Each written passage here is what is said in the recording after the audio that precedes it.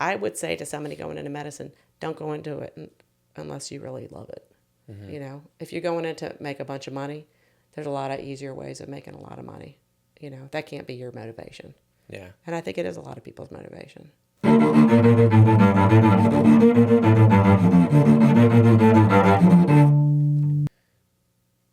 Okay, well, today we have on the show Dr. Annette Brenner. Thanks for coming on. Sure. Thanks for having me. So you are a emergency room pediatric physician for over 30 years now, Yes, sir. and in your spare time, like your shirt, your Pig Life shirt, you have uh, I would say a farm slash zoo on your property, correct? Yes, we do. So you have like 20 acres, something like that, Nah, it's a little under 17. under 17, Yeah. and you got chickens and pigs and uh, cows and all kinds of stuff. Yeah, we got cows and donkeys, big chicken house, Yeah. a bunch of dogs. No pigs currently. No pigs currently. Okay, so that's one of your other passions besides medicine is your farm. Definitely, definitely. So I guess go back to the beginning. What inspired you to be a physician, and how you ended up in pediatrics in the emergency room, and was that a decision you made like when you were in school, or did you have you ever done anything besides pediatrics or emergency room? How did you get into what you're doing now? Okay. Well, I'm the youngest of 8 kids. My dad was a pediatrician, and um, I'm the 6th physician out of the kids. So Wow. 3 of us are pediatricians, and then a couple surgeons. And So you didn't have a choice, basically. Basically, it was go to law school or medical school. So Yeah. I chose medical school. And I always worked in my dad's office when I was a kid, so I was exposed to a lot of pediatrics. Mhm. But going in, I thought maybe surgery, maybe psychiatry, but then did pediatrics and decided that was what was going to be what I did. So when you're in school, kind of explain what's the process of going through medical school? Because you have your initial like pre-med, which is like 4 years, kind of like the College, getting yeah. your bachelor's, and then what's after that? Because I know there's like, med school, there's fellowships, there's residency. What's the difference between all those? How do you get to, when you come out at the end, what have you gone through? Okay, so I went to college and had a bachelor's in chemistry, and then applied for medical school, early decision, to the place that all my siblings went in Richmond, Virginia. So got in there. The first 2 years are pretty much book and lab study, so not a lot of clinical experience. And then your third year, you do all your different rotations. So your third year medical school, you're doing surgery rotation, pediatric rotation, OB/GYN rotation, kind of deciding what you like to do. You get exposed to a lot of stuff. Yeah, so those are, and then in your fourth year, you get to kind of, you have to do certain rotations, but you pick electives that you want to do and decide what you're going to apply for. So in the fall of your fourth year, you're applying for a residency, which is the next step. And you chose pediatrics right Yeah. out. And what did you do initially when you got into pediatrics? Were you in the emergency room or? No, I mean, during your pediatric residency, you're doing floor work, you're doing NICU, then neonatal ICU, you do pediatric ICU, you do emergency room. So during those 3 years, really, we did a lot of time in the pediatric ER. So I probably did 6 months of my 3 years in the ER. And now you are you work in the emergency room, but you're not tied to one hospital. You actually travel around and do different assignments, kind of similar to like a travel nurse, but you're working in an emergency room as a physician. Right. So I didn't do, there is a fellowship in pediatric emergency room, but I didn't do that. A couple of my friends in residency, they did that. But I started early enough, not early enough to take the boards for pediatric emergency medicine, but early enough to get experience enough where I could work that. So I chose pediatric ER. I came out of residency, and my first husband was still doing a fellowship. So I had a couple of years where I kind of had to do something while he was still doing his fellowship. So one of our pediatric emergency room attendings went out to the community, and he invited me to come along, and so that's where I did my first 2 years. So what do you like about not being like on staff? Like Oh, you don't have yeah. your I was trying to think. I was trying to remember what you were asking me about. You were like talking you about don't travel have your doc. own, you don't have your own office Right. like a like a like a parent would take their kid to a Right. pediatrician. You're not tied to a full-time employee to a certain hospital. So what do you like best about, is it just the freedom of being able to go wherever you want, or Well, the majority of my time, I've been employed by not a hospital, but by a physician group. So, I worked 2 years in Virginia, and I was employed by whatever that group that staffed the ER. I moved down here to Florida, and I worked a year in a pediatric ER. Then I worked for pretty much, let me think, 21, probably 22 years in Tampa at two different hospitals, working at one hospital at a time. And then back in 2012, the group I was working for said, we need extra help up in Panama City. We need help in Fort Walton Beach. So then I started doing some travel doctoring back in 2012. So that was really my first taste of it. And in 2018, that's what I quit my full-time job and just said, I'm just going to do travel doctor. But then COVID hit, and then nobody came to the ER, and so that kind of dried up. really? So I took a job doing inpatient ER and nursery for a couple of years during COVID. So it's something you really enjoy doing, just the moving from, I do. I mean, I like being home, so I'm getting older, so I don't want to travel as much, but I still do. I do have a full-time job right now, but then I just do a little travel on the side. yeah, that's good. Any differences between, because you've been exposed to a lot of different hospitals, healthcare systems, and a lot of the stuff is probably the same, but what separates like the best facilities from the ones that just need improvement, I guess? Like, what are the best facilities doing that the other ones aren't? I don't know that I've been at the best facility yet. I mean, the staff always helps when you have, Yeah, the staff does help for yeah, sure. I think the thing with pediatrics is, especially pediatric emergency room, they're never going to make the hospital any money. So if there's any cuts, it's going to be to the pediatric part.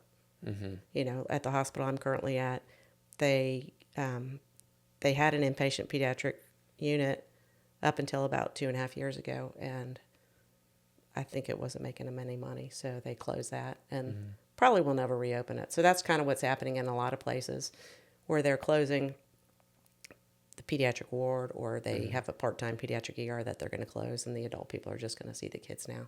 Just because there's not procedures, kids don't make as much money for the facilities as adults do. So and there's bigger pediatric dedicated hospitals too. there are, but in they're the kind area. of, like in Tampa, there's a bunch, but you might go to somewhere else and there's no pediatric facility,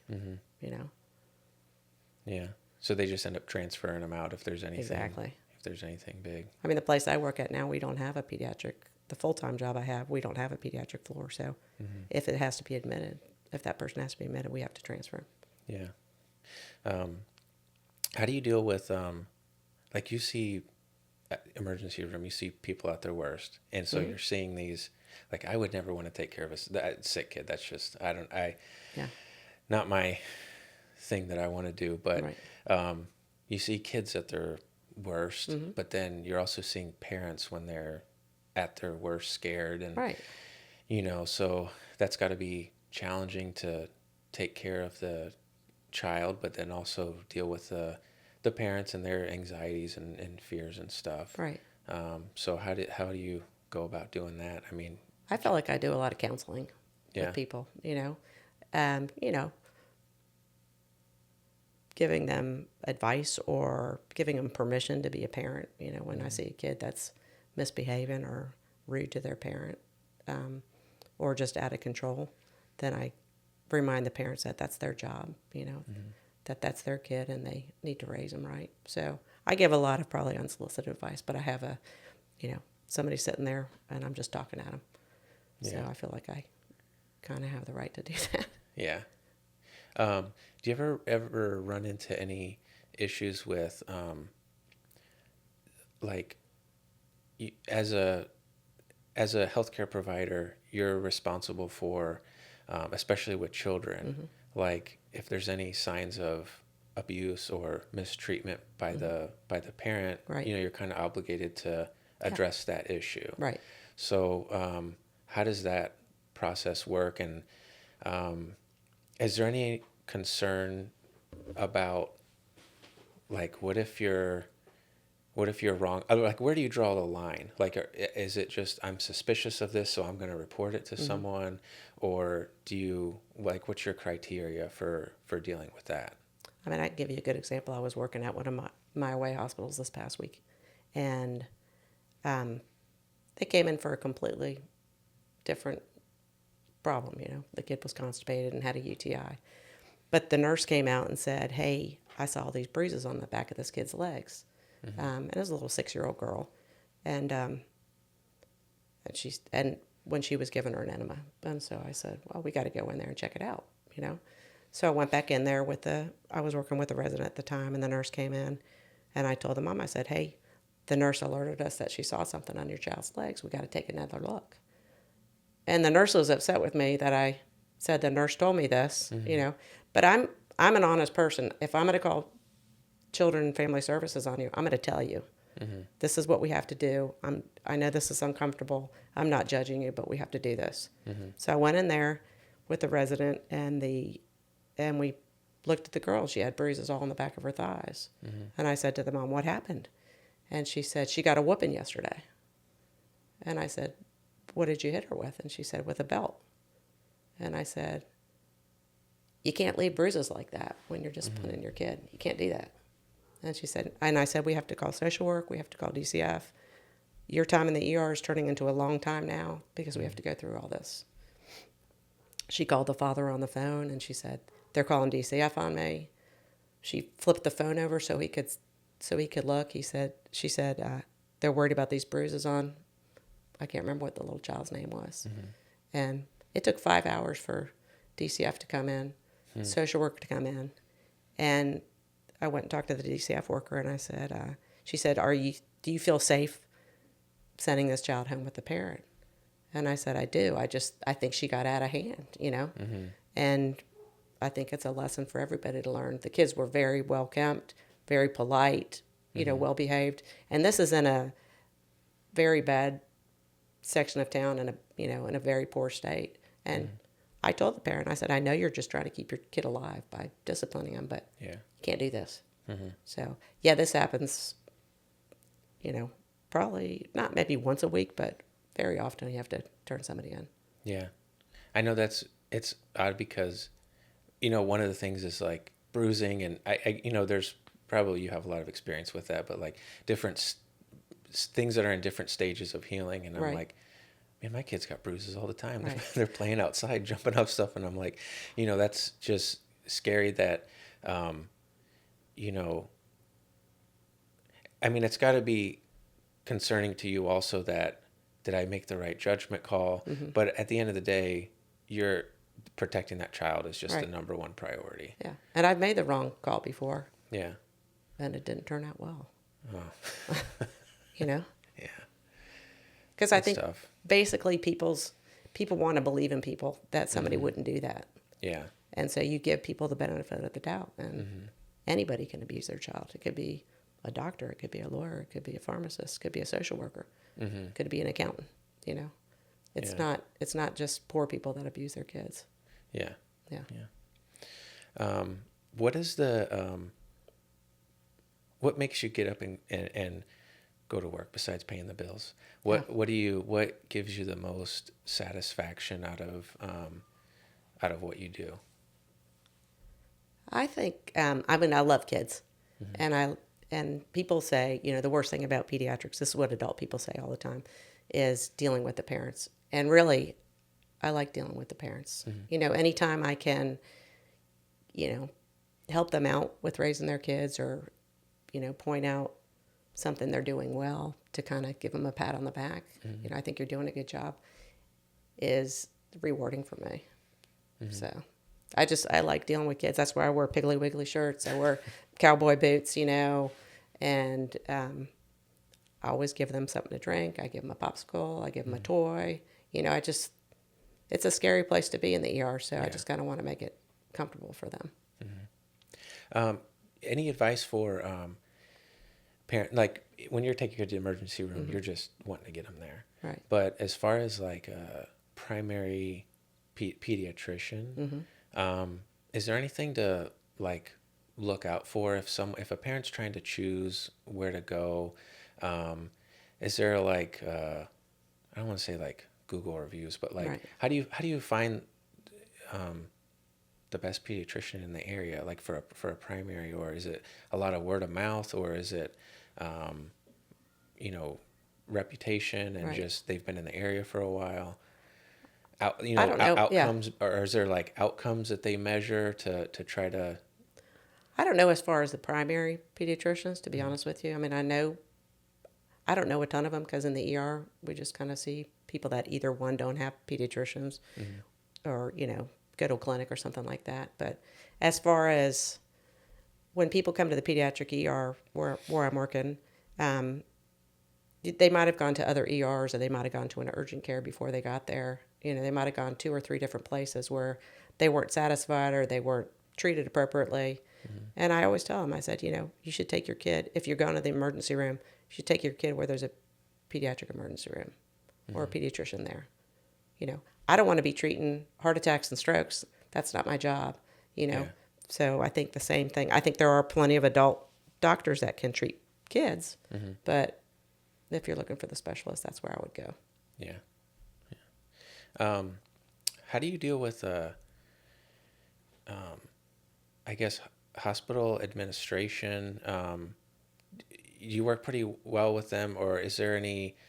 I mean, I don't need like specifics, Right. but like, do you see them ever getting in the way of just not providing care? But I know sometimes like physicians will want to make a decision. I mean, I've seen it like where Right. I work. They want to make a decision, and some like protocol stops them from making doing what they want to do, or like the pharmacy will block something Right. temporarily and the doctor's like, no, this is what they need. I need it. I need Right. it done now. Do you have any experiences with that?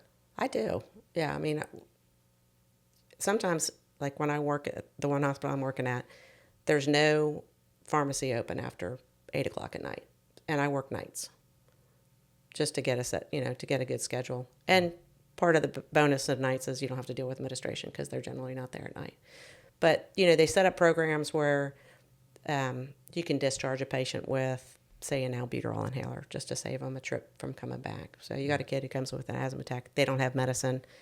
There's something called meds to beds or whatever it's called, where you can actually give them an inhaler to take home. So throughout the night, if they need to use the inhaler, they can do that.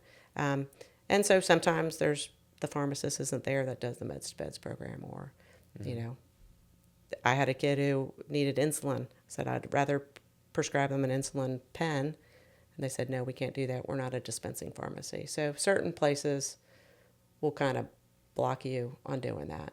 And really, it's about patient care. They said, well, they'll just have to come back for their insulin shot in the morning. I said, well, that doesn't make any sense. If I can set them up with that. Yeah. So certain things, one of the places I work now is, we don't have anybody cleaning the ER except for the nurses cleaning the ER. So it's just stuff like that. I want to be proud of where I work, so I want to work in a clean environment that people feel safe. And I've done the administration that, there's 2 years that I did the inpatient and the nursery. I was on, I was the director of that group, or of the pediatric group, and dealing with that is just, yeah, I don't know. What do people not understand about that? Because there's a lot of, just patients, but also staff, Right. that they don't know the administration side. And Right. there's things that decisions that get made, and you're like, why would they make that decision? Right. But we don't, there could be a good reason we don't see the other side, but maybe it's not fully explained why certain decisions were made. So what do people not understand about the administration side? Is it, I know finance is a big thing that people just don't, it's not out in the open with like the staff, Right. so, the decision making, what do people not understand about the administrative side, the pressures and the goals that are trying to be met? I was kind of on the outside of the administration. I mean, I was the director for pediatrics, but um, just say they throw out, we got to do a physician survey, just like, you have to do nursing surveys of the hospital within what you work, and they'll say, hey, you have to give a 5.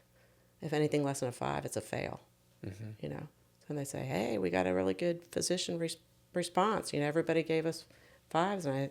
And I'm myself, and I say, of course you told us that's the way you want us to answer it. So I don't, I'll never take another administration type of job. Yeah. Can't do it. Yeah. Yeah, I know the expectations are, almost perfection. Right. And there's budgetary concerns. The budget's always, a concern.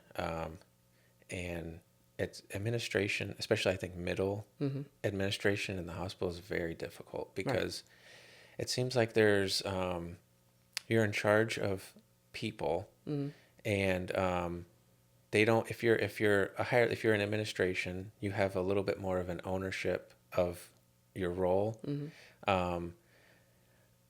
But then you're kind of also put in a box of you're trying to do what the people above you are, what they expect. And so I think middle management is tough, especially in the hospital, because you're inside this box.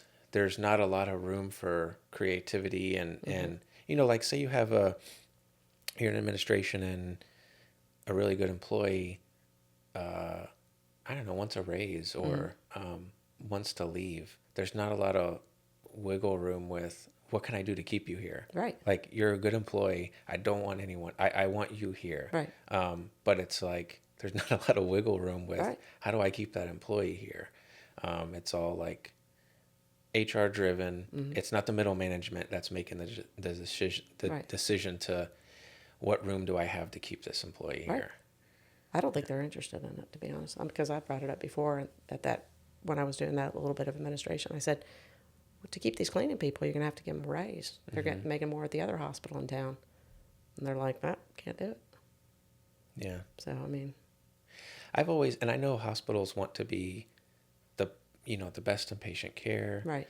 They want to have the best outcomes, and they, want to treat their employees good, but it seems like the pay is a big issue. Everyone thinks they should be getting more money. Right. But they want to, being the best in pay seems to be the least important priority. But that's what keeps a lot of people at the hospital. Right. So I think hospitals can do a better job of going above and beyond and taking care of their employees is what makes the hospital good. Right. What makes any healthcare, not just hospital, but any physician's office or whatever, that's what makes it the best. Right. It's the people that are there. And they have, they'll have town hall meetings where they want to hear what you want to, what you have to say. But I think most people aren't going to say what they think just because they're worried about getting fired or, Do you have any experience with like public hospitals and private hospitals and the difference between those two? Have you worked in both of those? I have. Yeah. Yeah. Is there much? I don't know much about private hospitals. Like you hear like, oh, if you don't have insurance or whatever, they're just going to kick you out. I mean, I know when you go to the emergency room, they're obligated to treat you. But how does that work being in a private hospital versus public hospital? Do you know much about the rules and how they like the billing and stuff, or no? Like, are they really allowed to kick people out of the hospital? How does that work? I don't think so. No, because that's the thing I hear is, they're obligated to treat you, but like what's the difference between a public and private? I know the private. I worked at University Hospital. I worked there part-time out of state, and pretty much you're going to treat everybody, And I don't think anybody's really, somebody's counting numbers, I'm sure, but working at a private hospital, I don't get into all that billing and stuff like that. And I tell people if they come to the hospital and they're worried about paying the bill, I said, just don't pay your bill. Because I know, public hospitals, they have to make money. They have to, Right. they have to pay their staff. They can't just operate in a deficit. So they Right. do have to make money. But the private hospitals, I guess have, a lot of them are they have stockholders. Right. So there's more of an obligation to make money. So I've just always wondered, do they just, I guess public hospitals don't keep, they're not supposed to keep that extra money. What are they supposed to do? I'm with not sure. What are they Yeah, supposed to I don't do know with enough it? about the I mean, finances of the hospitals. if they have a really good year, what do they just, I don't know, make more buildings or try I to don't know what they expand do. or I'm really interested in the financials. Not that I Yeah. want to like get a job in the I financial side, but understand. Yeah. I'm always curious, like, where does the money, Where's the money go? yeah, where does the money go, and what are they doing with all the money in private versus public hospitals? So Right. it's just always I'm interested in that, but Yeah. I'm not sure. I don't know Yeah. enough about it. yeah. So you've been a physician for a while. What were things like 30 years ago versus now? What are the big, I mean, obviously there's technological Right. advancements that you can talk about, or just things that maybe you have changed your mind on. Like, is there anything that you used to think that you've changed your mind on over the last 30 years, or how's the hospital changed over the last 30 years? I think when I look back, we treat certain things in pediatrics in the ER. When I was a resident, a kid come in with a febrile seizure, they're going to get a full workup and get admitted to the hospital. Nowadays, you treat the fever, you look for a source, and they go home. So certain things like that have completely changed.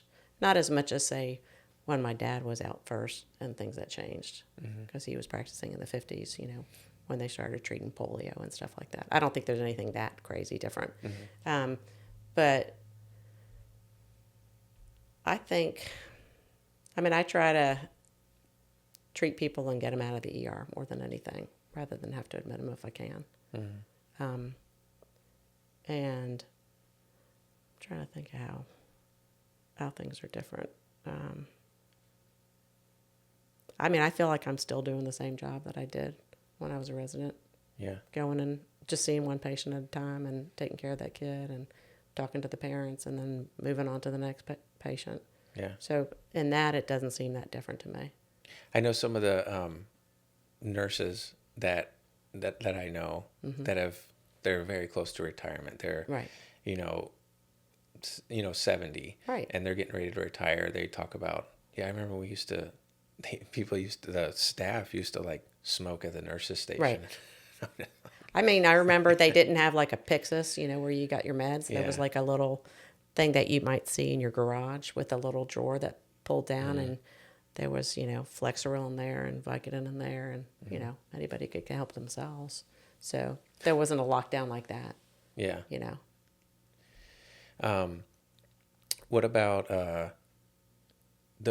the reasons why people are coming into the emergency room? I know there's a lot of the same stuff, but Right. I know that there seems to be a lot of people who treat the emergency room like they don't have a primary care, and I know that's a big thing.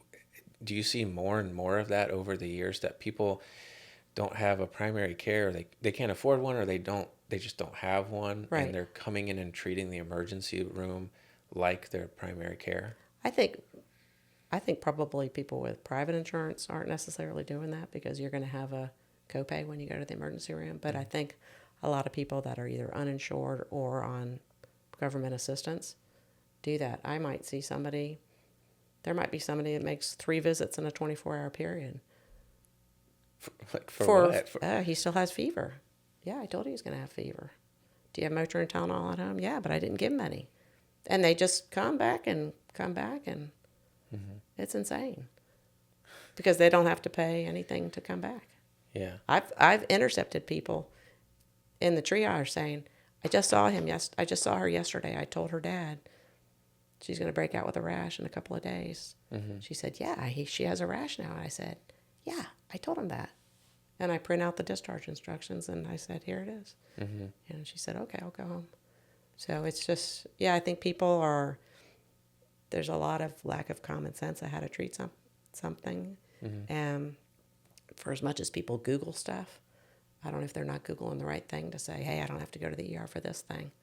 So do you get parents who come in, I guess over the last 15 years that they have consulted Dr. Google before they came in? They do. Or they'll say, why should I trust you? And I said, you fly in an airplane, you get on an airplane, you don't know that pilot, and yet you trust him to get you from here to there. So you're just going to have to trust me or not trust me. Yeah. You know? So is that the toughest thing for parents? Just their kids coming in sick and they don't know the physician, right. Or they're just mostly scared. Their kids. I think a lot of times they're mostly scared. Now, sometimes in my discharge instructions, I'll say, listen, I've seen you twice today. Your kid's fine. Don't worry. Yeah. Don't worry so much, Yeah. Do you have any, over your career, any stories that when it happened, you're just like, I'm never going to forget this like an interesting case, or just like this was, either bizarre or right. I will never forget this, these couple things that happened? I do. Yeah. Yeah. I mean, I remember a lot of the kids I had that came in and died. So, and you have to talk to the parents. Yeah. You have to. Yeah. That come in, drownings or accident. I mean, a lot of them were drownings pretty much. Where they come in coding, and then you have to have the parents come in there. I think that's a big change that happened over the last 10 or 15 years, where they encourage, in a situation like that, they encourage you to have the family come in while you're coding their child, so they can see that you're doing everything they can. And some people don't want to be in there, but giving them the option of doing that. So I remember most of those kids. Yeah. Yeah. And then what's that process like? A lot of them come in and actually watch their child being coded. And then, you have to, at some point, do they make the decision, like, you've been doing this for, 45 minutes or however long, 45 right. minutes, an hour. And then, right. Do you kind of just talk to them and say, hey, we've been doing this for a while. It doesn't look good. Or right. do they just ultimately have to like tell you to stop? Or I've not had anybody really tell me to stop, but pretty much you have to kind of walk them through it and say, we're doing everything. Nothing we're doing is making a difference. We're going to stop. Yeah. And everybody's reaction is different. I think it depends on, I've had I think some of it's a religious thing, people, I don't know everybody's religious background, but I can tell from some people that, how they deal with that kind of grief or death is different than some other people. Yeah. So you mentioned drownings that come in. So that's a piece of advice that you give to parents is anything that they can do to guard their pool, right? Guard anything like that, right, from their child. Oh, definitely. And then don't have kids babysit kids. So I'll have people that I saw a kid one day. He didn't drown. He had a femur fracture, so he had a big cast on the bottom of his body, and he was close to getting the cast off, and he fell in the pond, and the mom was all, he didn't drown, but we had to take the cast off, and she said, well, the kids were supposed to be watching him, and so I just have to tell them. How old were they? I don't know, 11 or 12, and the kid was 3, and I said, you got to watch your own kid, Yeah. So, that's advice I give to parents taking home their new babies. I said, you got a 2-year-old, don't let the 2-year-old watch the kid. And they'll laugh and say, yeah. And people leave the baby on a couch and the 2-year-old just snatch it or hit it with something. You're like, no, seriously. No, I say, no, seriously, don't do it. I always give that advice, even if in the emergency room, if I'm seeing a baby, I always tell them the safest place for the baby to sleep is on his back in a crib or a bassinet. don't sleep with your baby. I've seen too many babies get suffocated and die because they fell asleep on a couch or a chair.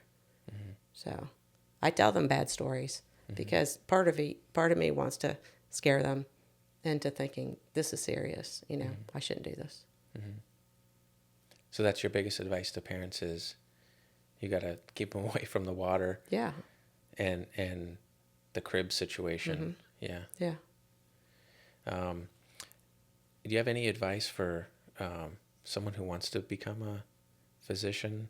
And like, what are they getting into?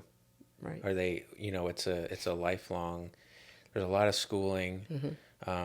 What are some things maybe they haven't considered, I guess, like getting into this field? Right. Well, I think a huge thing that's changed in training physicians is the cost of training physicians now. When I went, it was $7,500 a semester. Did you graduate with like debt or? No, not much. No. My parents covered a lot of it, and then I got a couple of loans. But people are coming out with $250,000 to $500,000 of debt. Yeah. Coming out of medical school, which is insane to me. The amount a house. Yeah, it's a house. I mean, it's a mortgage. I mean, it's a mortgage payment for a really nice house. Yeah. So, just like I tell people about college, don't spend money going out of state to college or going to private college. It's just not worth it. So, I'll give that kind of advice in the ER with it. I try to engage the kids. I'm not going to just talk to the parents, but what do you want to do? Why didn't you get bright futures? I talk to them about stuff like that. And I just don't know if people just don't know what's going on about schooling. But I would say to somebody going into medicine, don't go into it unless you really love it. If you're going in to make a bunch of money, there's a lot of easier ways of making a lot of money. That can't be your motivation. Yeah. And I think it is a lot of people's motivation. Because it's a lot of schooling. Yeah. So you're going to school. It's a lot of money. So you're going to school your 20s. Your entire 20s, you're essentially in college or training to become a physician.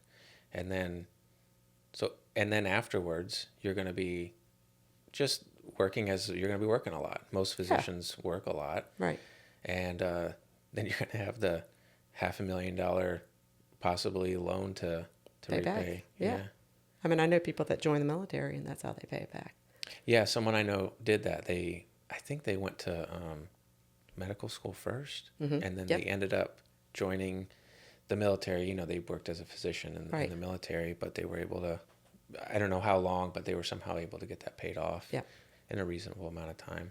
Do the hospitals offer any kind of, I know like with nurses, a lot of people will just get their associate's degree to become a nurse, and then they'll get the hospital to pay for. Right. So does that start at any stage, or I don't think so. Can you sign on as a physician and sign like an agreement that you'll work there for so many years? Do they, of any hospitals that do that? I think there's some hospitals that will do, like in a high need area that will pay back a certain amount of your loans for a commitment of some time period. Yeah. Yeah, the expense, I guess that's one more reason that would turn people away from, because it's a big thing to consider. Right. Is how much debt are you going to graduate with? So it's something else to consider if you're going to be in that field. So what do you, I wanted to ask a couple like final questions. What do you think is the best thing about healthcare, or what's being done really well, and just some areas that maybe need more attention or need more improvement? Right. And what do you think are some things that can be done to accomplish that? Okay.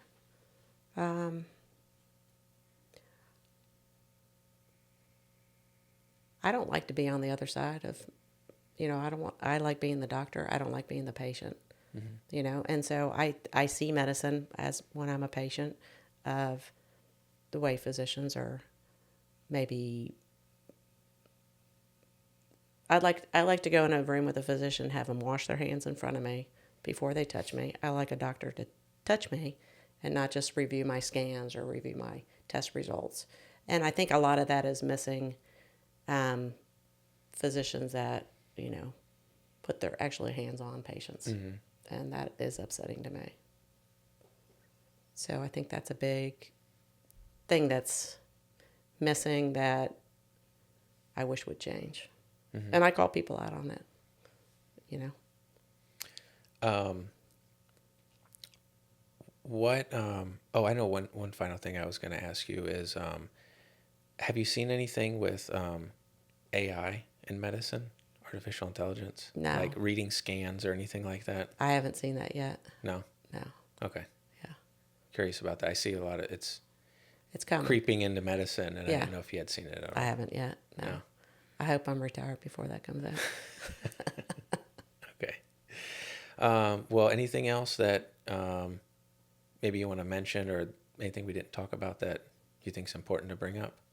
I think, in pediatrics, vaccines, I know, is a big deal these days. And I was vaccinated with whatever I could get when I was a kid. I still get vaccinated for, flu and shingles and things like that. I think a lot of people are kind of down on vaccines since the COVID vaccine. And that's understandable. And I talk to a lot of parents in the ER that are down. And I try to ask them about it. When did this change for you? What do you think? And I admit I'm not getting any more COVID vaccines. I got 2.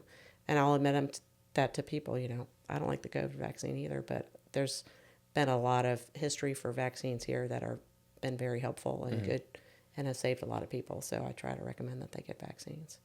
I know some people prefer to do like a delayed schedule where I don't even know what that.